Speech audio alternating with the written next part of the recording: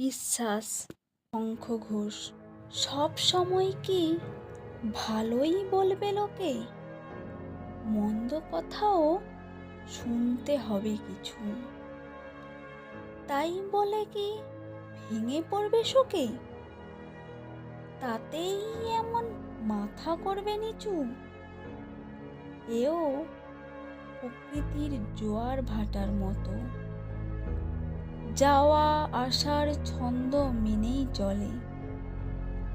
রাত্রিবেলায় বিরাট ছিল ক্ষত, ভোর ধুয়ে দেয় সবটা শিশির জলে।